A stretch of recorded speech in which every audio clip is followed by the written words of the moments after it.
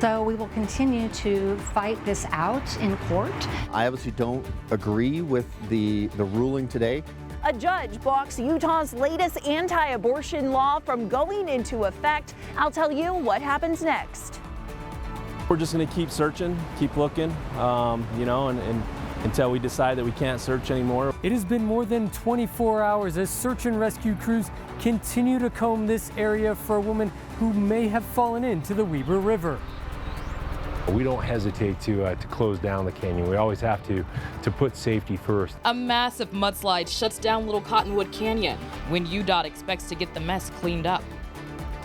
I'm here at Lake Kinneret, also known as the Sea of Galilee. This used to provide a majority of Israel's water supply. We'll have the final part of Fox 13 News political reporter Ben Winslow's special reports on lessons we can learn from halfway around the world to save the Great Salt Lake. Live from Utah's news leader, Fox 13 News at 9 starts right now. Utah abortion clinics will not have to close their doors after all tomorrow. A judge's ruling today blocked Utah's newest anti-abortion law from going into effect. Thanks for joining us, everyone. I'm Bob Evans. And I'm Robin Ogunye in for Kelly Chapman tonight. Both sides of the issue tell Fox 13 News reporter Emily Tinser that the fight is far from over. Back and forth, banned and back on. From trigger laws to new legislation, the fight over abortions in Utah continues. It's been a very unsettling time, and this preliminary injunction goes a long way to helping women in Utah feel very relieved.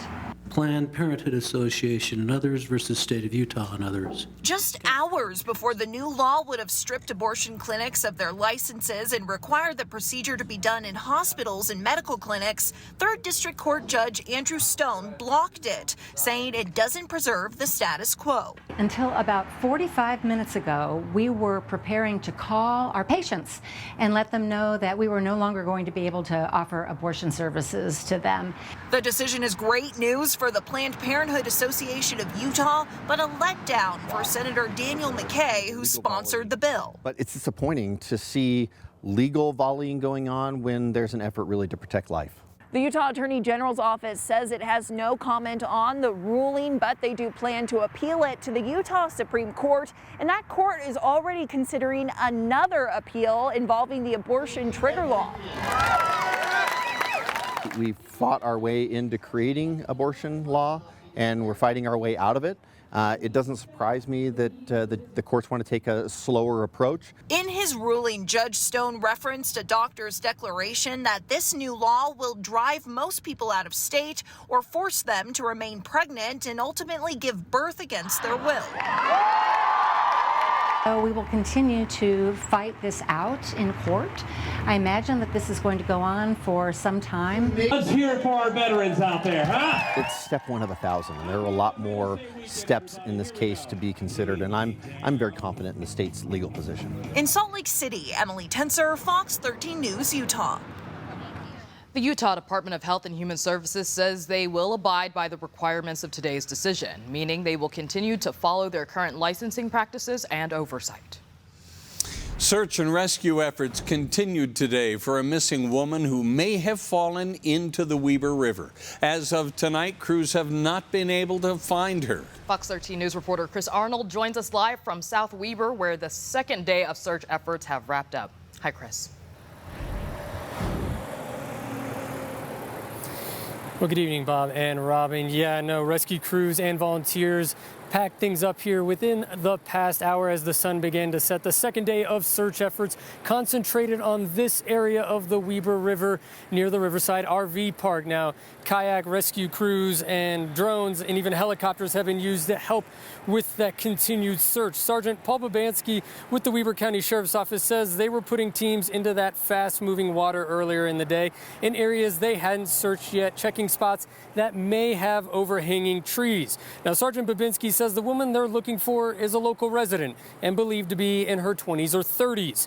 Now, this all comes after the Weber Fire District says they received a 911 call around 5:40 Monday night of a possible drowning, prompting multiple agencies to respond and begin searching for that missing person. Just going to keep searching, keep looking, you know, and until we decide that we can't search anymore, or we've looked everywhere. I mean, we're just going to keep looking. We do believe that there may be somebody in the water, you know, but at this time, we're just going to keep trying to look.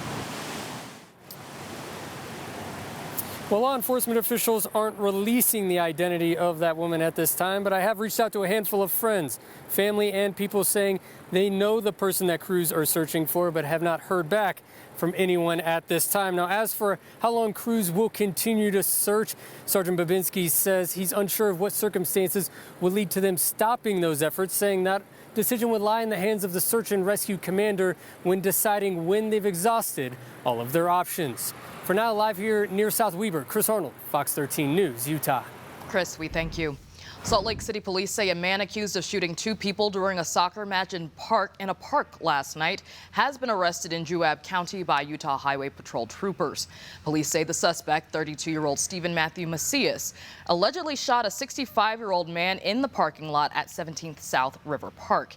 He's then accused of opening fire toward a crowd of people, about 30 people, wounding a 21-year-old man in the crowd. Both victims are recovering. Police are still investigating whether this shooting was targeted or not. This is not normal for this to happen in this park or any park, you know, and not only that, our officers and our detectives, we worked through the night. Our officers stayed late past their shift. Our detectives worked 24/7 on this case to come to resolution, and that's why we were able to make an arrest on this. So we do believe that we've arrested the shooter. And although an arrest has been made, police are still asking anyone who has any information to call them. The road in Little Cottonwood Canyon remains closed tonight because of a major mudslide this afternoon. UDOT says it is 100 feet wide and 4 feet deep. The road was closed when the mud came down near the Seven Turns area. No one was trapped. The road has been closed most of the time over the past few days because of the high risk of slides. You know, it's not the white fluffy snow that you think of. It's very thick, it's very heavy, and it can bring down with it all sorts of debris, trees, rocks. Crews will begin cleaning it up after they assess the slide tomorrow to determine whether it has actually stopped moving. All right, time to check in with Utah's Weather Authority, Dina Friedman, filling in for Allison tonight. Hi, Dina. Hi, good evening. Boy, that mudslide really impressive. Poor Little Cottonwood Canyon between the avalanches and now the creeks running high and mudslides. Wow, what a year in weather and natural events. We still have some flood alerts to tell you about tonight. Places that we're really watching: Immigration Creek here in Salt Lake, the Sevier River, and the Owyhee River in northeast Nevada. We do have some flood advisories also in the Cache County area, over by the Weber River and Little Bear, and also I-89 here in Sanpete County. We're watching this area too for potential flooding, and by the Sevier River as well in southern Utah. So even if places aren't under any warnings, watches, or advisories, you know this. The water is running really high, and we continue to have accelerated snowmelt at least for the next day because it is just so warm outside. Mostly clear skies now. Temperatures are cooling down. 67 degrees down from a high of 81 earlier today. It's 70 in Provo, 63 in Manti, and overnight we'll be down in the 50s again. So coming up, we'll take a look at your 7-day forecast. People in Weber County are bracing for continued flooding. Some backyards have turned into swamps. Check out this aerial photo Dan Darrow took of his mother's yard in Marriott, Slaterville this morning. It shows the Weber River flowing over into backyards, including his and his mother's right next door.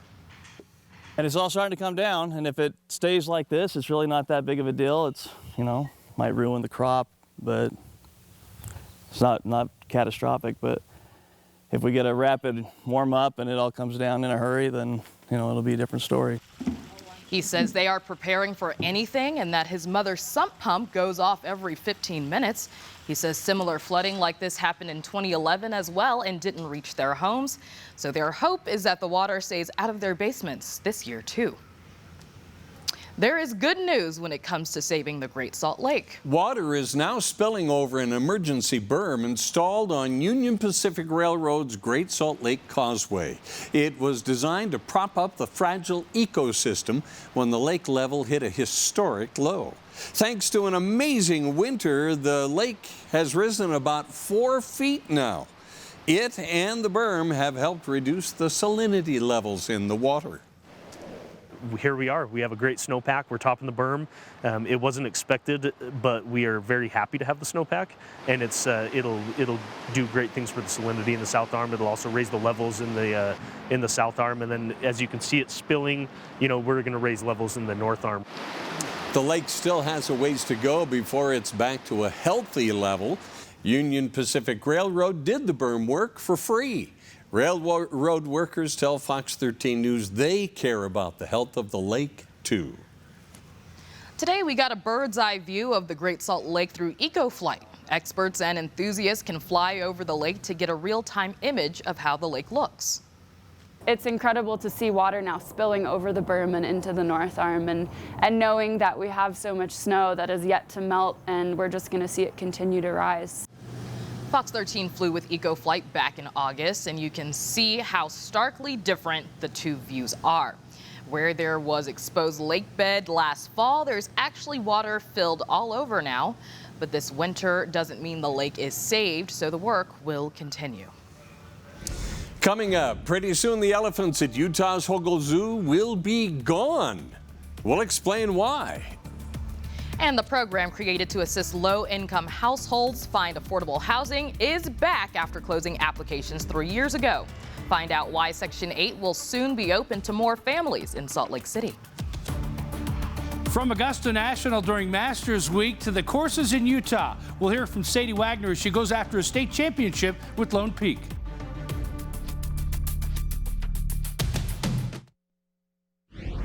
New on Fox 13 News at 9, the head of Utah's Department of Corrections is retiring. Brian Nielsen says he will leave in a couple of weeks. He was appointed to oversee Utah's prison system when Governor Cox took office 2 years ago. Under his leadership, the prison system navigated the COVID-19 pandemic, the move to the new prison, and a staffing crisis.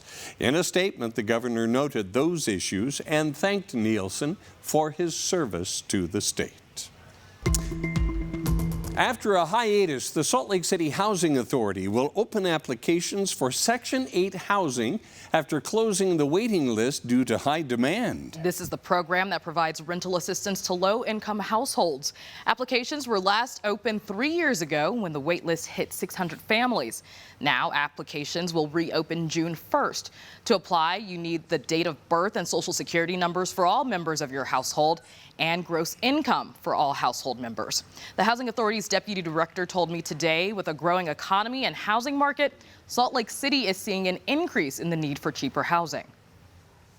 We roughly estimate that only about 1/4 of those households that need assistance are on a wait list or have housing.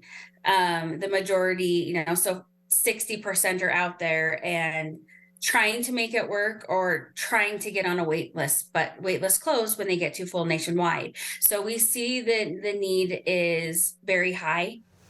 Again, those applications open June 1st at 9 a.m. Placement on a waiting list does not mean you're automatically eligible for assistance. Determination of eligibility is made when a household is selected from the list.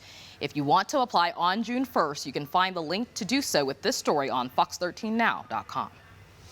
Elephants might not be native to Salt Lake City, but a small herd has called this place home for more than 100 years. But as Fox 13 News reporter Jenna Bree explains, Hogle Zoo is now finding a new home for the animals. Elephants are pretty incredible animals, and it is going to be sad to think about them not being in Salt Lake City any longer. Visitors come from all over the state to meet Christy and Zuri. Elephants are in every children's animal book, and we practice making the sound, but seeing them in person is like they're larger than life. The Hogle Zoo announced Tuesday it will be pausing its elephant care, moving the mother and daughter to another accredited U.S. zoo. Zuri really has a limited window for her to go and have her first offspring, so there is an urgency to this move. Liz Larson says 13-year-old Zuri needs to be at a zoo that has male elephants while she's in her prime reproductive years. Their populations are declining. The Approximately 100 elephants are killed every day. Elephants are very social animals and they live in extended families, so it's really in the best interest of Zuri and Christy, their well-being, that they have an opportunity to grow their own family. Although Utahns are sad to lose the elephants, they understand why they need to find a new home. It's kind of disappointing just because the kids love to see them and it's something that they don't get to see in real life very often. But ultimately, if it's best for the animals, I'm happy to see them have that best thing. Larson says the zoo should know where the elephants will be going by this fall. So you have all summer to say goodbye to Christy and Zuri. In Salt Lake City, Jenna Bree, Fox 13 News, Utah. Hogle Zoo is still working on its master plan, which includes deciding whether elephants will one day return.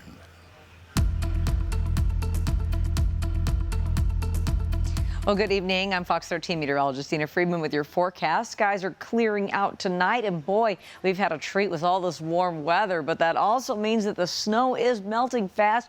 We still have some flood advisories and a few warnings out there, too. Places that we're watching: Immigration Creek, the Little Bear, South Fork of the Ogden River, the Owyhee River in northeast Nevada, and the Sevier River. We've got that flood warning in a few places in Cache County and even some watches and advisory. The Weber River going really strong right now.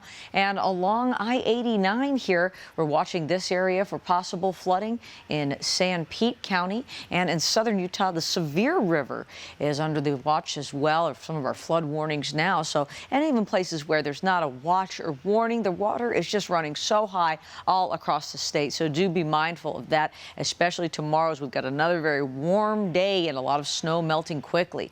67 degrees now, partly cloudy skies. It's a nice evening out there. The sun's going down. It feels really good outside. 61 in Heber, 68 in Draper, 70 degrees now in Harriman, and 48 in Park City. Around the state, we're still in the 60s in Moab, 72 in St. George, and 61 in Delta tonight. Our high temperature today was 81. Average is 67. So if you're thinking it feels really warm out there, you are absolutely right. And we'll be back down to these average temperatures going forward starting on Thursday. Our record high temperature for today is 91. So nowhere near that.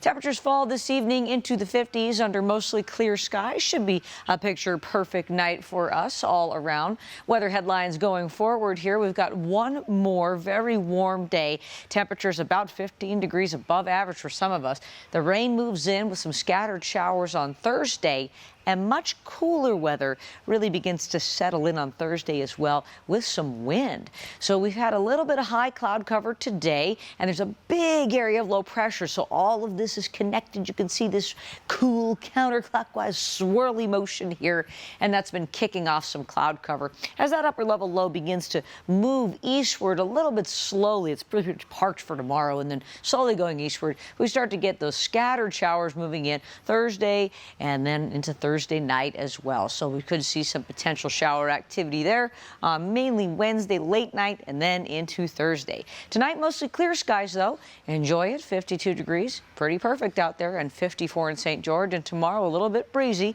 partly cloudy and pretty nice outside. 78 degrees in Salt Lake, 77 in Provo. Any reflectivity that we're seeing here in this kind of forecast, that would be late tomorrow night and more into Thursday. The daytime period should be pretty much partly cloudy with showers holding off until after most of the day is over. Southern Utah, temperature around 80 tomorrow, and then the showers move in for you and really knock your temperatures down into the 60s, around 70 this weekend. Nice weekend in southern Utah there with temperatures around 70. Wasatch Front, you've got the showers moving in on Thursday, so you've got a really nice day on Wednesday. That's still one more day tomorrow, and then temperatures are back into the 60s. So hope you enjoyed that very warm weather. It's just about over. Thank you, Dina. Coming up, President Biden approves sending 1,500 troops to the U.S.-Mexico border amid a surge in migration. What they'll be doing there. And late night shows go dark as thousands of screenwriters hit the picket line. What the writers' strike is all about and how it could impact your favorite shows.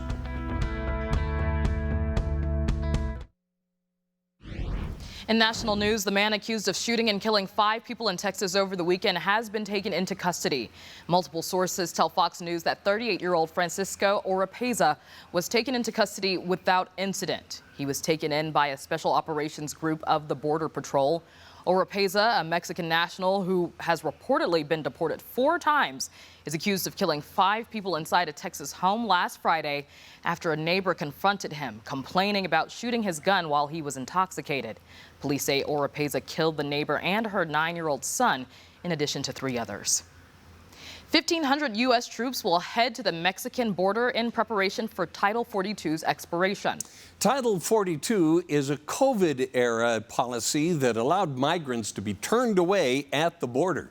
It expires next week, and Customs and Border Patrol say there are thousands of migrants waiting to cross the border. About 7,000 try each day. U.S. troops will support the Department of Homeland Security in administrative roles, not law enforcement. How do you feel about what's going on at the border? Do you think the United States needs more or less border security? Or is it fine just the way it is?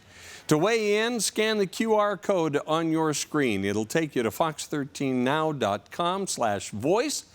The results of this non-scientific poll are updated in real time. The last former Minneapolis police officer facing state charges in George Floyd's death has been convicted. Tou Thao will be sentenced in August for aiding and abetting manslaughter. He was convicted in federal court for violating Floyd's civil rights and is serving a 3.5-year sentence.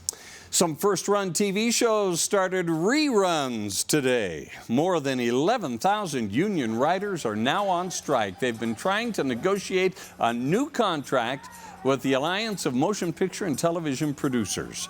Writers are asking for more money and job security as streaming grows its dominance. Coming up, it's the final part of a series of special reports from Fox 13 News political reporter Ben Winslow in Israel. We'll show you what Israel does that state leaders say would work here in Utah and what would be lost in translation.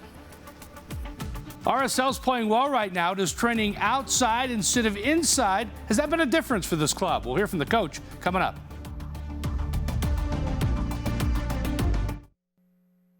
They really went from a water-hungry country to now a country that's actually exporting water. And there's some lessons there to be learned, and it's been great here to come here and see that. We've taken you along as Utah water officials visited Israel to look at how they use water and whether Utah could learn something as we deal with a years-long drought and trying to save the Great Salt Lake. But is it as simple as copying and pasting their technologies to Utah? Fox 13 News political reporter Ben Winslow reports from the Sea of Galilee in Israel tonight. Lake Kinneret, also known as the Sea of Galilee, was once a major part of Israel's water supply, but it's no longer, as the country has created other sources. Israel's innovations are something Utah state water officials are looking at closely as they try to deal with drought and the shrinking Great Salt Lake. Israel is known, I think, in the water community as being a true innovator when it comes to technology and forward thinking. They visited desalination and water reuse plants, toured farms growing crops in new ways, met with Israeli tech startups and government leaders. And state officials are looking at exporting some ideas, starting with a culture of conservation. They really do measure every drop of water. I think Utah can do better. One of the biggest issues that may have to be tackled, how much Utahns pay for water. Israel charges a tariff based on water use. It's designed to be a true cost of water. It's roughly $150 a month, but Israelis use a lot less water than Utahns, who pay about $60 and use so much more. It's the conversation we need to have. The legislature started down that road. We've had conversations about ensuring that people are feeling the real price of water. And that's maybe what they do here better in Israel. Israel has a nationalized water system where it's controlled by the government, and that's where the decisions are made. That might not exactly work in Utah, where you have a lot of water districts. You have state legislatures and municipalities, the state and the federal government. Israel, definitely, the water is controlled and owned by the government. Here in Utah, we have the prior appropriation system, and the water's it's the public water, and people get a right to use that water through the prior appropriation system. And I don't see that system changing. Not without a lot of litigation and public protest, water rights stretch back generations. Where Israel takes water from the Mediterranean Sea and runs it through a desalination plant, then reuses it for agriculture, that might not work everywhere in Utah. That's less viable here in the Great Salt Lake Basin because much of that reuse water, that effluent, treated effluent, goes to Great Salt Lake. But in areas like St. George or on the Colorado River side, reuse is a great option that they should be implementing. The Washington County Water Conservancy District is looking at some areas where desalination might work. There's some things that I've learned here that I will definitely be applying in Washington County. Because in Washington County, reuse will be it's going to be critical to our water source for the next 10 years. The Colorado River Authority says water reuse in that area of Utah might help farmers. I certainly think we could do more in terms of reuse. But again, I do think that there is, especially when we're talking about ag water, there is this tension, if you will, between kind of the concept of reuse and our current regulatory structure. Water policymakers also like some of Israel's methods for growing crops with less water. We're able to go to a couple of irrigation companies that were just world leading, and I think we're going to be able to work with them in partnership and then trying to bring some of those applications to the state of Utah. Thousands and thousands. State Natural Resources Director Joel Ferry would like to see some Israeli companies visit Utah. Showing that technology, showing those innovations, and how is it implementable here in Utah. And then the producers can decide. Some are looking at cutting through red tape and increasing cooperation between governments, research universities, and companies. We've got a lot of very smart people, and I think if we can collaborate and maybe have some money available in trying to solve some of these difficult questions and problems that our farmers and agriculture is having. The state is looking at creating demonstration gardens to show people how it all works. Those are the types of innovations that I really hope Utah may invest in more, the different types of crops or even homeowners use, and make it available for people to be able to see those innovations and learn from them, and even have those that have developed them mentor people. One area that's not a focus of Israel, saving the Dead Sea. We have some difficulties because if we speak about water for drinking and water to save the Dead Sea, first we need to live. We need water to drink and to grow crops, trees, etc. for agriculture sector. In the coming years, we are going to think of ways to help the Dead Sea, but it's going to be very, very expensive. There are now several teams in the Israeli government that are thinking of ways to help the Dead Sea, which is located in a very hot area, such as the Salt Lake City, and the source of water coming into the Dead Sea is going down all the time. State leaders hope what they learned here can help save the Great Salt Lake. The biggest factor impacting Great Salt Lake is human diversion. If we can reduce human diversion by becoming more efficient with our water, more water gets to Great Salt Lake. At Lake Kinneret in Israel, Ben Winslow, Fox 13 News, Utah. This story is produced as part of the Great Salt Lake Collaborative, a group of Utah news outlets and academic research institutions calling attention to the peril facing the lake and potential solutions to save it. You can find more of the collaborative's work by visiting the link on your screen. That's greatsaltlakenews.org. Coming up, former neighbors testified today regarding a change in the relationship between Chad and Tammy Daybell back in 2019. Why the neighbors were uncomfortable in their recounting of what happened after Tammy's death. And it was a beautiful day and a beautiful sunset this evening. But will all of the warm temperatures, how is that going to impact our flood risk from all that snow melt? We'll have your forecast after this.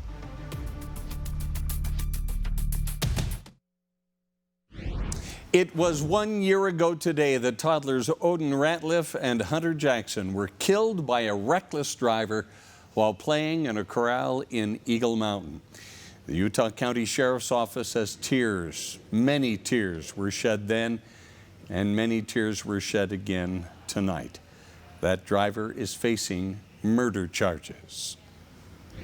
Today, on day 15 of the Lori Vallow Daybell murder trial, we heard more testimony about Tammy Daybell, including from one of her neighbors and friends. Court TV correspondent Chanley Painter has more tonight from Boise. Good evening. The day today inside this courthouse was all about Tammy Daybell on day 15 of the Lori Vallow Daybell trial. And this jury hearing from a Fremont County Sheriff's deputy who talked about how Chad Daybell pocketed $430,000 in life insurance policies after his wife Tammy's death in October 2019. And not only that, the state also further showing that she was in fact healthy at the time of her death, introducing her Fitbit records. But not only that, this jury heard from a couple of neighbors of Chad and Tammy Daybell. They went to church together.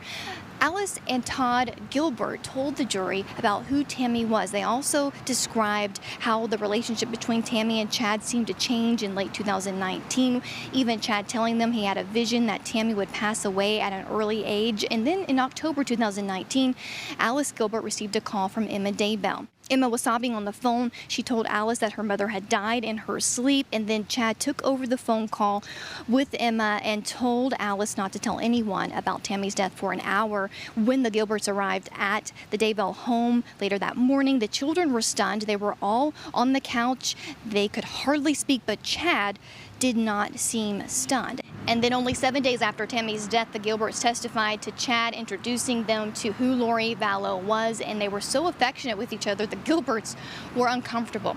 We expect tomorrow the testimony to pick back up with witness 52 for the prosecutors. Who could it be? It could possibly be the niece of Lori Vallow Daybell. But for now, reporting in Boise, Idaho, Chanley Painter, Court TV.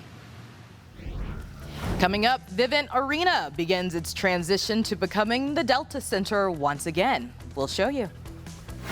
And I'll tell you about Jordan Love's new contract with the Packers and how much is guaranteed to the former Utah State quarterback. And from Augusta National to the golf courses of Utah, Sadie Wagner has experienced it all the last few months as she tries to help Lone Peak win a state championship.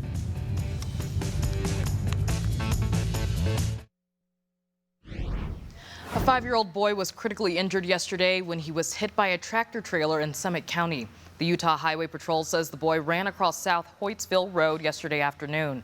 The driver tried to brake and swerve but couldn't avoid him. The child was flown to the hospital. His condition is said to be stable. A police chase ended this afternoon when a car crashed and rolled at 3300 South, 300 East. South Salt Lake Police say the car was fleeing from Salt Lake City officers. We're still gathering information on how the chase started and the condition of the driver after the crash. The ribbon has been cut on a new development that includes apartments for lower-income residents of Salt Lake City. The Astor at 255 South State Street is comprised of 3 buildings with a total of 20,000 square feet of commercial space and 190 residential units. 168 of them are designated as deed restricted to lower-income households. As far as affordable housing projects go, is really unique because out of the 190 units, you have a range of studio to 4-bedroom units, and you target AMI levels down to 20% all the way up to market rate. With this new development, the population of downtown Salt Lake City is expected to double over the next 2 to 3 years. A group of Summit County residents hope to create a new town. The group filed a request today with the Lieutenant Governor's office. The proposed town is tentatively named West Hills and would be west of Camas.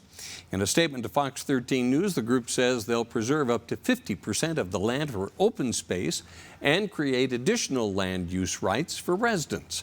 The Lieutenant Governor's office will conduct a 90-day feasibility study to see whether the proposed town is viable. A record number of students put down deposits to start at the University of Utah this fall. May 1st is known as College Decision Day, the deadline for many schools for students to signal intention to enroll by paying a deposit on fall tuition. The U says more than 6,000 incoming first-year students did so, setting the stage for this to be the 4th year in a row for record enrollment numbers. Many Utahns have known this all along, but U.S. News and World Report finally says Utah is the best state in the country. The ranking is based on dozens of metrics across 8 categories such as economy, healthcare, education, and natural environment. The report specifically highlighted Utah's tax revenue recovery. Washington State was at the top of the list the past 2 years, but this time Utah pushed ahead. Washington, Idaho, Nebraska, and Minnesota round out the top 5. Alaska and Louisiana were ranked the worst.